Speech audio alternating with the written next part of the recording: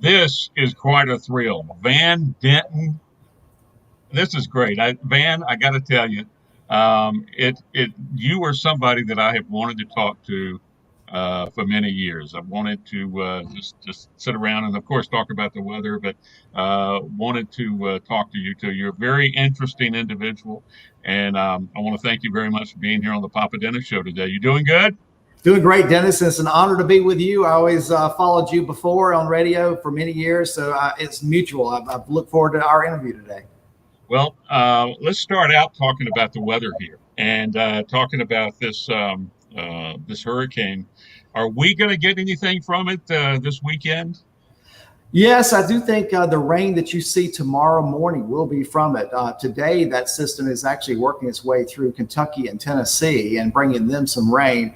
And the pocket of rain associated with Laura's remnants will be coming through here between 7 in the morning and about 1 o'clock tomorrow afternoon. And when I say 7 to 1, I always think in terms of our viewing area. So it'll start crossing the Blue Ridge into Wilkes County around 7, and then reaching the Triad area around 10 to 11 in the morning. And then by 1 in the afternoon, it'll start exiting Alamance County. So from 7 to 1, we're going to be dealing with the remnants. And the remnants are to include showers to the tune of probably 1/4 to 1/2 an inch. Some of those showers will bring some gust, wind gust, generally 10 to 20, but there may be a peak gust of 30. And Dennis, the thing we got to watch tomorrow is we're on the right side of the remnants. And even though it is just remnants, it's weakened a lot. The storm's only got max winds now of 30 miles per hour. There's still a lot more spin and twist in the atmosphere than we typically have, because tropical systems are known for that if you're on the right side, and we will be on the right side of the movement tomorrow. So a weak tornado is possible in North Carolina. But the highest chances of that will be over the eastern half of our state in the afternoon and evening tomorrow. So from Raleigh-Durham to the coast, they'll stand a better chance. And that's because they'll have warmer temperatures in the afternoon, getting into the 80s to near 90, while we will be in the 70s in the morning when it comes through. There won't be as much instability to lift the air, but there's going to be a lot of spin above the ground. So if we can get a storm going, then it would be easier to have a tornado tomorrow than we normally would see. You live for this time of year? Tornadoes, hurricanes, snowstorms, that sort of thing. I mean, it got to make your life more exciting, doesn't it? It does, but I will be honest with you. I don't like tornadoes. I will say that they're interesting to cover. You really get focused in when that's happening. But I know the hardship they cause. So I really I would be fine living without them. Hurricanes are interesting to cover. But again, they make you miserable to cover. And as a property owner now of a place on the beach, I really now worry about it more than ever. So I don't like tornadoes and hurricanes for the inconveniences they cause people. Now, at the same time, I will say that snowstorms are a different story. I know they inconvenience people, but I can't help myself. I love snow. Yeah. Van, how long have you been with FOX8 now? I have been here for 30 years back in April, so I'm working on my 31st year here. Wow. And how did you get started doing the weather? I mean, is this something as a kid that you were extremely interested in? How did you develop this? Well, to be honest with you, back as a child in 1972, 73, that winter, I just happened to get a camera for Christmas. And back in the early 70s, our younger listeners wouldn't probably know what this is, but there were cameras known as Brownie Cameras. They were very popular back then. I bet Kate Garner over here in the Weather Center probably doesn't know what a Brownie camera is. Do you know what a Brownie camera is? No, she's too young. But I had to Google it right now. Yeah, and the Brownie camera was the name brand, or the name of what it's called, and it had the flash and everything. And I just got into taking pictures. And that particular year, right after Christmas, when I got that camera, I remember the first thing I took a lot of pictures of was a snow that we had in the winter of 73. We had some pretty good snows. And so I had those pictures and I looked at them all the time. And we were out of school for a solid week and had so much fun playing in the snow. And then we had another one in February and we were out for another week. And I just enjoyed snow so much, I got consumed by it. And I wanted to know, what does it take to get this stuff? Because this is great. And so I started learning a little bit more about the weather at an earlier age, because I really want to know what it takes to make snow. And so I got consumed by snow at an early age and started watching the weather people on TV, just hoping to hear them say it was going to snow. And by watching them nightly, I started picking up other things that were interesting to me, to where I just got interested in weather altogether. And then I had my biggest break when I was 15 years old, but that's a story in itself. So if you want to share it, I'll share it. But otherwise, I want to make sure you have time to ask questions. No. Share that. What are you talking about? Tell me the story. Well, when I was 15 years old, I'd been interested in the weather for 8 years. And I had, because of my love for snow, I had started every year in September working up my winter weather outlook, because I was fantasizing basically about the winter, because I was tired of heat and humidity and I just wanted to see some snow again. And so I would put out my winter weather forecast, and I would always come up with my ideas for what the winter was going to be like and give it to family. And on one particular year, TV station in the Raleigh market, which is the one I grew up watching, I grew up in Rocky Mount, had a rain gauge they were giving away. And I thought, well, I'd like to get a new rain gauge, because I had run over my old one with the lawnmower in the yard. And so I wrote them and said, I want your rain gauge, but by the way, here's my winter weather outlook. And so I gave them my winter weather outlook, and I actually included my phone number on there in case they had interest in consultation from a 15-year-old kid. And to my surprise, the station actually reached out to me and asked if I would like to be on their program to give my winter weather outlook. So this was in 1980. I was 15, and those of you trying to do the math, I was born in 65. I'm 55. But I was on their program in October, and I gave them a winter weather forecast. And the highlight of the forecast was the first snow. And I had predicted the first snow would be December 27th of 1980. And then I went farther and said that we would have 14 inches of snow, which was not a smart thing to say, because that had only happened a handful of times in our history. But I did pick the date and committed to a number, and then went home. And Dennis, the next day, as a high school sophomore, my life changed, because after being on that TV station, the next day, girls from school that I had never heard from, but I had noticed, started talking to me. And so at that point, I went from liking the weather to liking TV weather, because I liked the attention as a 15-year-old. That was nice to have some attention. And the weeks passed, and as we got closer, it became a bigger deal. Every year before, it was just a few people that were family friends, and people in our church would know about it. And but at this point, everybody in town knew about it, because I'd been on TV to make this broadcast. And newspaper came out with an article that I had guaranteed snow for Christmas break, December 27 of 1980. And so when Christmas came, I was actually preoccupied and worried that if it didn't snow, how was I going to face everybody? And for a 15-year-old, that's a lot to deal with. Yeah. And so the night of December 26th, I went to bed and said my prayers. And you probably know what I prayed for. And I went to sleep finally. And the next morning when I woke up, it was to a phone call from a friend who said, "Holy cow, look out your window." And it was snowing. And the thing is the night before, no one had called for snow. This was one of those freak surprise snows. And I had gotten lucky. I called for it 2 months earlier, and I was lucky that I actually got invited to do it publicly on TV. I mean, what are the odds? The odds of winning a lottery is probably higher than getting lucky on an unexpected forecast 2 months out, and getting a kid on a program to give it that they don't normally have kids on. So all of that came together at the right time. And when that snow happened, that TV station let everybody know that they'd actually had it on their air 2 months earlier from a kid. And so they invited me back on their program, and I went back on their program and got a lot of exposure from that. And then I pretty much wrote it from there on out. When I got back to school, everybody came to me for the weather. They thought that I had some edge that people didn't normally have. And I knew down deep I had just gotten lucky. I did do a little research as a kid that I knew enough to know that late December was more likely than early December. I like to play odds, and I understood that we had gone 6 years without snow in the month of December, and we were due. So a lot of those reasons is why I picked December that year. And it just worked out. But I used that to then get my first internship in television because they could tell that I'd really gotten into, or I was really serious about it. And so I got an opportunity at a station in New Bern when our family moved down there my junior year of high school. And I interned every day at the station and worked with a guy that was the main weather guy there named Skip Waters, and he was there for 35 years. And he passed away a few years ago. But he then gave me a break, and that's how I got into television. But that experience with that snow at 15 is what opened up all kinds of doors. Plus, who knew that chicks were into weather, right? Yeah, and I mean, you know, as a 15-year-old young man, I mean, that's pretty much important in life. That's right. That is a great story, man.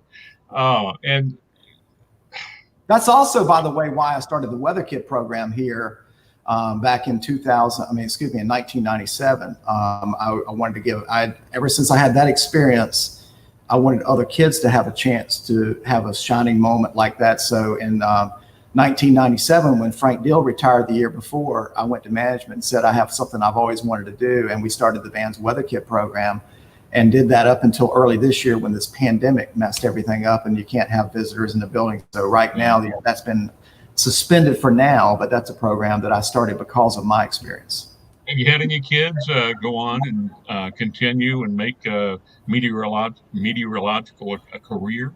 I've had several that come through that are now meteorologists, have gotten degrees in meteorology. One of them, I was just watching some of his work on a Hurricane Isaias a couple of weeks ago. It's funny how now that storm's passed, we can all pronounce it. I had so much trouble the week of.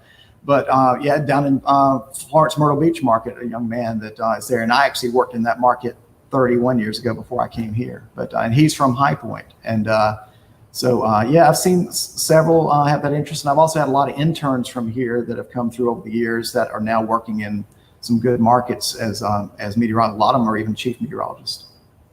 One thing I've wanted to ask somebody who would have the knowledge is we often hear the European model and the American model when they're talking about big storms coming. What is the difference in those? Why is one better than another?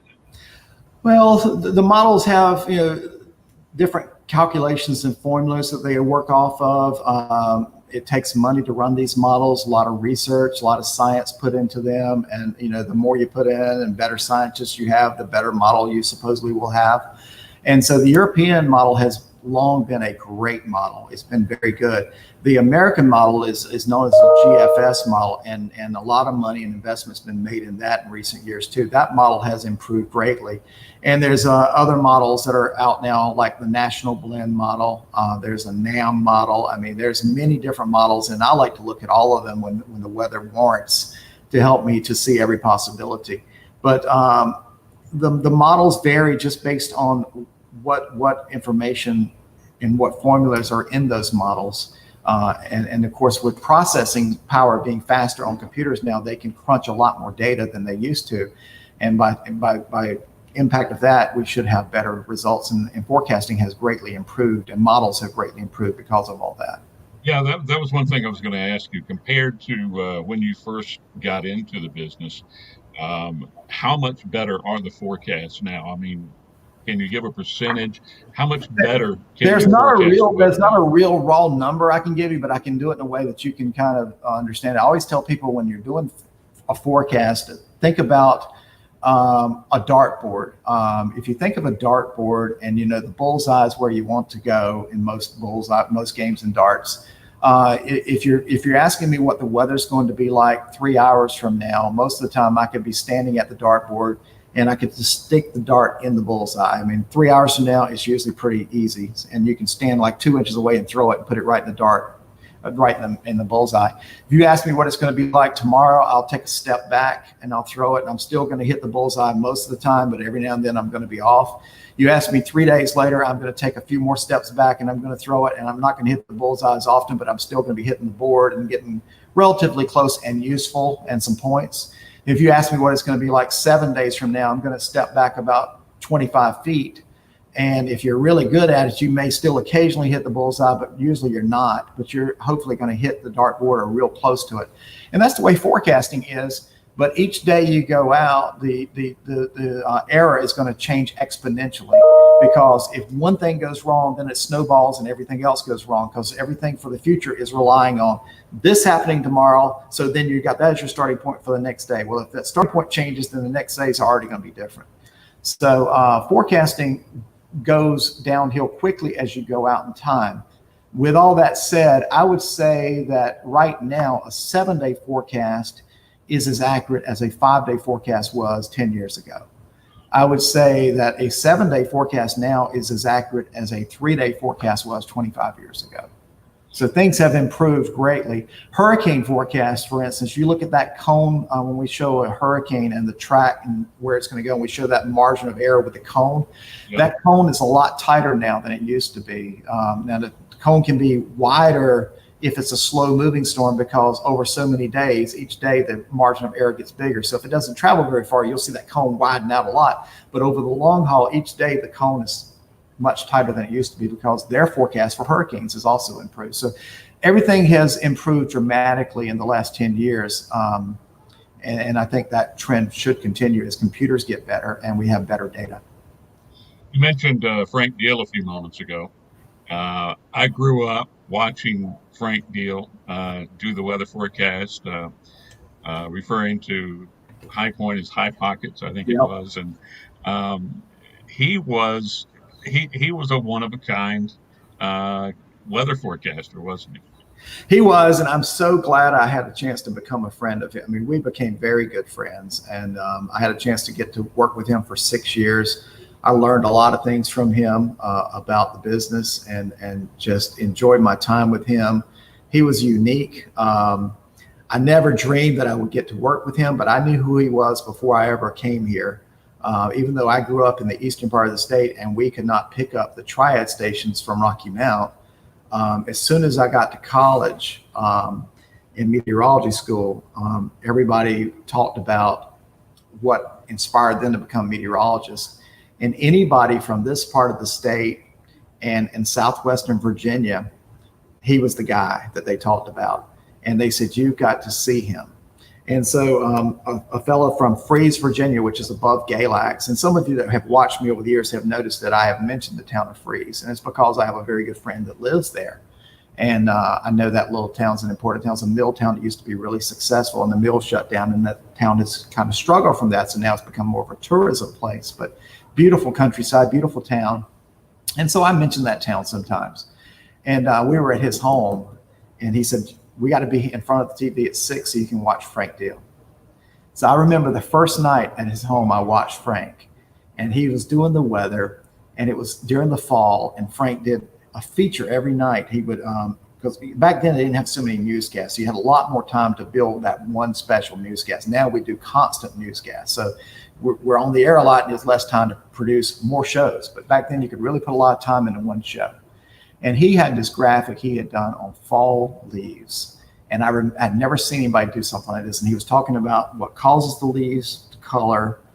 And then he had a button on his clicker and all the leaves fell off the tree. And I thought that was the coolest graphic. And I said, okay, this is a neat weather guy. And then I enjoyed his presentation. And then when I got back to Raleigh, because they told me he loves snow, I said, okay, I really like this guy. In Raleigh, with my television with rabbit ears, I could add aluminum foil to the rabbit ears. You ever done that? Yeah. So I put aluminum foil on the rabbit ears, and I had it all up over the ceiling, and I was able to get a much better signal, and I could get Channel 8. So back when I was in college in the early to mid 80s, I was able to get FOX8 or Channel 8 to ABC at the time on my rabbit ears, and I'd watch Frank do the weather every night. And Frank became one of my favorite weather people to watch, and I'd watch him all the time. And enjoyed him telling a joke. And then when it came to snow, he talked about snow unlike anybody else I'd ever known, but he talked about it the way I wanted to hear it. And he had a good forecast, because Frank was an actor. A lot of people may know he was an actor. He was a true actor. He didn't have the benefit of going to school for meteorology. So, but he was a smart man, and he was self-taught. And then he also was smart enough to know he could do things to make his show better. So he had a company called AccuWeather, and AccuWeather is a really good forecast service. And so they made the forecast for him, and then they communicated with him daily and told him why they did what they did. And he was very good at communicating that information.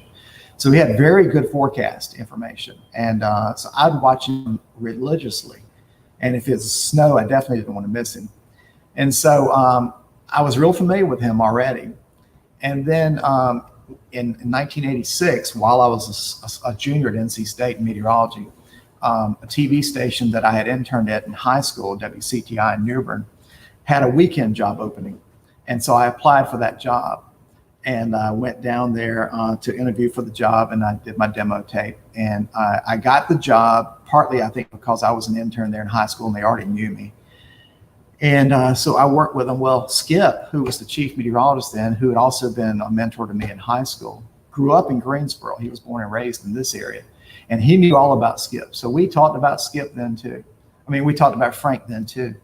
And so I still talked about him, but I was in New Bern, couldn't watch. And then I was in New Bern for 3 years, and I left and went to Florence, Myrtle Beach. And I went to Myrtle Beach. They put me on the beach in 1989 because the Florence market wanted to become larger. And at the time, Myrtle Beach in Horry County belonged to the Wilmington market.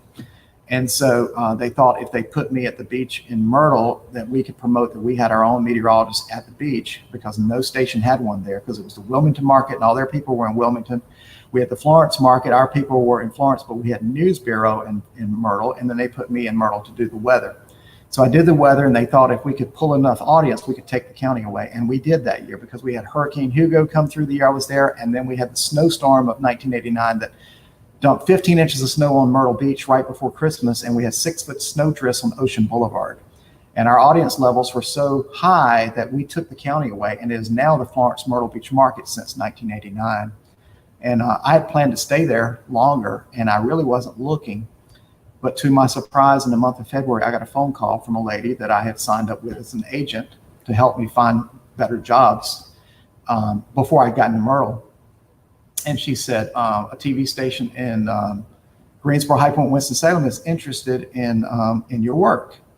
And I said, well, that's where Frank Deal works. What station is it? She said, Channel 8. I said, that's Frank's station. I said, what's happening to him? She said, well, he's getting older and he's going to retire, and they need to find someone. I'm like, oh my God. And so I came up here for the interview, and first thing I did was I went to Frank and I met him and shook his hand, first time I'd ever met him. And I told him I'd been watching him for years, and he actually was kind of bashful about it. He was a very nice man, and just didn't expect that kind of attention, which was surprising because I knew everybody knew him. And I just wanted to know how I was impressed with him. And I told him, I said, I hope I get to work with you. I said, I would love to work with you. And I got the job. And so we got to work together, and we became really good friends, and remained good friends until his passing.